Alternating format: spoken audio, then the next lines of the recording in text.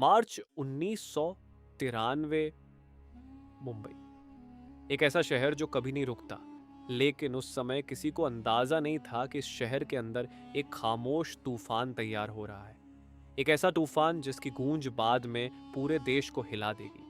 लेकिन सबसे डरावनी बात यह नहीं थी कि हमला होने वाला था, बल्कि ये थी कि इसके संकेत पहले ही मिल चुके थे और फिर भी सिस्टम के अंदर कुछ टूट गया था। 1992 के आखिरी महीने, बाबरी मस्जिद के बाद देश का माहौल पहले ही तनाव से भरा हुआ था। मुंबई में भी हालात नाजुक थे और इसी बीच एक अलग स्तर की गतिविधियां चुपचाप शुरू हो चुकी थीं। समुद्री रास्तों से पुराने स्मगलिंग नेटवर्क फिर से सक्रिय हो रहे थे, लेकिन इस बार मामला सामान्य नहीं था। कुछ बड़ा और खतरनाक तैयार हो रहा था। भारत के पश्चिमी तट, खासकर महाराष्ट्र के किनारे, लंबे समय से स्मगलिंग के लिए जाने जाते रहे हैं। सोना, इलेक्ट्रॉनिक्स और अन्य अवैध सामान यहां से अंदर आता रहा था। कस्टम्स विभाग की जिम्मेदारी थी इन गतिविधियों को रोकना। उन्हें समय समय पर खुफिया सूचनाएं मिलती थीं, संदिग्ध नावें, अनजान खेप और असामान्य गतिविधियों के संकेत। लेकिन समस्या यहीं से शुरू होती है। जनवरी 1993 के आसपास कुछ खास इनपुट सामने आए, जिनमें बताया गया कि कुछ लोग बड़े पैमाने पर माल की आवाजाही की तैयारी कर रहे हैं। ये कोई सामान्य स्मगलिंग नहीं थी, इसमें असामान्य गोपनीयता थी और कुछ ऐसे नाम जुड़े हुए थे जिनका संबंध पहले भी संगठित अपराध और अंतर्राष्ट्रीय नेटवर्क से रहा था। लेकिन ये सूचनाएं अलग अलग एजेंसियों तक टुकड़ों में पहुंच रही थीं। कस्टम्स विभाग को तटीय निगरानी के दौरान कुछ संदिग्ध संकेत मिलते हैं। कुछ नावें तय समय पर नहीं आती, कुछ अनजाने रास्ते अपनाती हैं, कुछ जगहों पर रात के अंधेरे में माल उतारे जाने की खबरें मिलती हैं। लेकिन यह सारी जानकारी बिखरी हुई थी। पूरी तस्वीर कहीं भी साफ नहीं थी।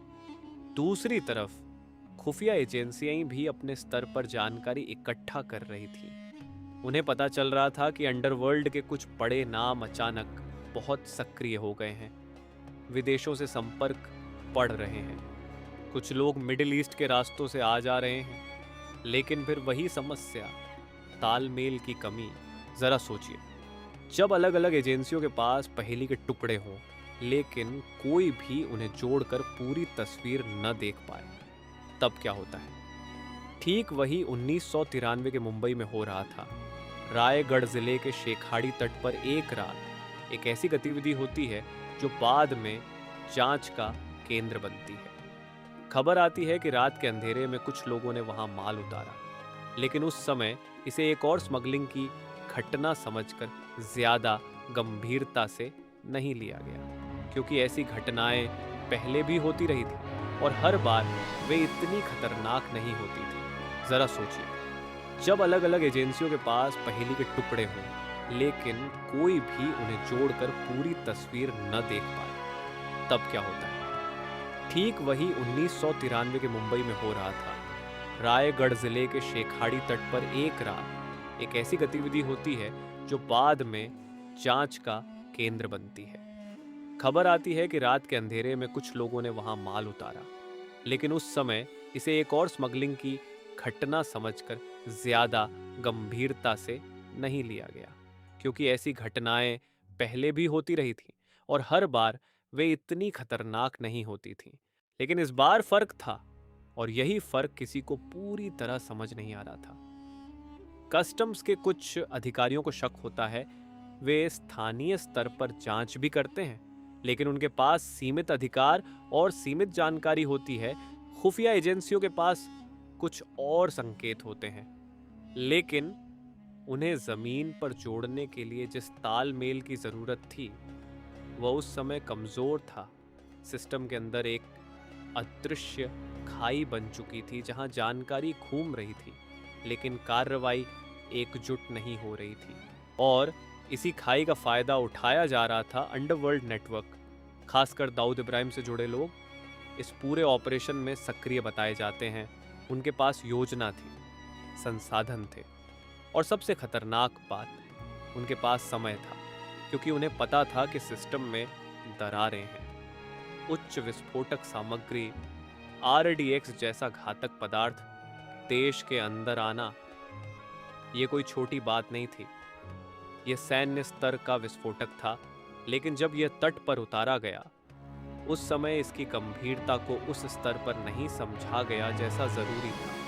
क्या यह सिर्फ एक चूक थी या एक बड़ी प्रणालीगत विफलता या कुछ और भी गहरा? दिन बीतते गए।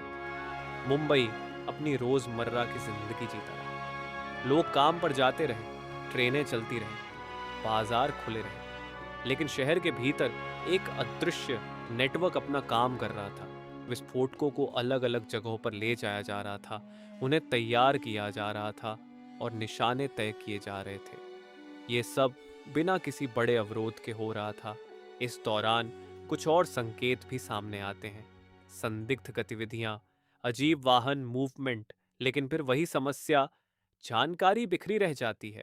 अगर उस समय कस्टम्स विभाग और खुफिया एजेंसियों के बीच सही समय पर तालमेल होता, अगर सारी जानकारी एक जगह इकट्ठा होती, तो शायद तस्वीर कुछ और होती। लेकिन इतिहास अगर से नहीं बदलता।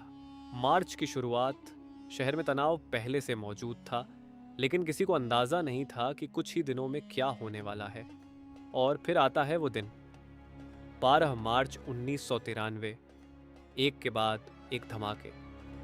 शहर के अलग अलग हिस्सों में स्टॉक एक्सचेंज, होटल, भीड़भाड़ वाले इलाके, कुछ ही पलों में सब कुछ बदल जाता है। लोग समझ ही नहीं पाते कि हो क्या रहा है। सिर्फ आवाज़, धुआं और अफरा तफरी। लेकिन असली सवाल अब शुरू होता है। इतनी बड़ी साजिश कैसे तैयार हुई, कैसे अंजाम तक पहुंची, और सबसे ज़रूरी, क्या इसे रोका जा सकता था? जांच एजेंसियां जब पीछे मुड़कर देखती हैं तो उन्हें वही बिखरे हुए संकेत नजर आते हैं, वही चेतावनियां, वही संदिग्ध गतिविधियां। कस्टम्स विभाग के रिकॉर्ड, खुफिया रिपोर्ट, स्थानीय इनपुट, सब धीरे धीरे एक दूसरे से जुड़ने लगते हैं। लेकिन अब बहुत देर हो चुकी होती है। एक ऐसा नेटवर्क जो पहले नजर नहीं आ रहा था, अब सामने आने लगता है। और तब एक कड़वा सच सामने आता है कि सिस्टम के पास संकेत थे, जानकारी थी, चेतावनियां थीं, लेकिन तालमेल नहीं था। और जब तालमेल टूटता है तो उसका असर सिर्फ फाइलों तक सीमित नहीं रहता, वह जिंदगियों को प्रभावित करता है, शहरों को हिला देता है और देश की अर्थव्यवस्था तक को झटका देता है। 1993 के मुंबई धमाके सिर्फ एक आतंकी हमला नहीं थे, बल्कि एक ऐसा उदाहरण बन गए जहां एजेंसियों के बीच समन्वय की कमी ने एक बड़ी त्रासदी का रास्ता खोल दिया। आज भी यह सवाल उठता है कि अगर उस समय बेहतर तालमेल होता, बेहतर सूचना साझा होती, तो क्या इतिहास अलग होता? क्या शेखाड़ी की वह रात सब कुछ रोक सकती थी? क्या वे बिखरे हुए संकेत एक मजबूत चेतावनी बन सकते थे?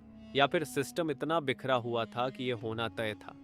शायद इन सवालों के जवाब कभी पूरी तरह सामने ना आए, लेकिन एक बात साफ है, कभी कभी सबसे बड़े हादसे किसी एक बड़ी गलती से नहीं, बल्कि कई छोटी छोटी अनदेखी कड़ियों से होते हैं। और जब सिस्टम के अंदर खामोशी बढ़ जाती है तो खतरा सिर्फ बाहर से नहीं, अंदर से भी पैदा होता है। और 1993 की यह कहानी आज भी हमें एक ही बात याद दिलाती है कि कभी कभी सबसे खतरनाक आवाज़ वही होती है जिसे समय रहते सुना ही नहीं गया।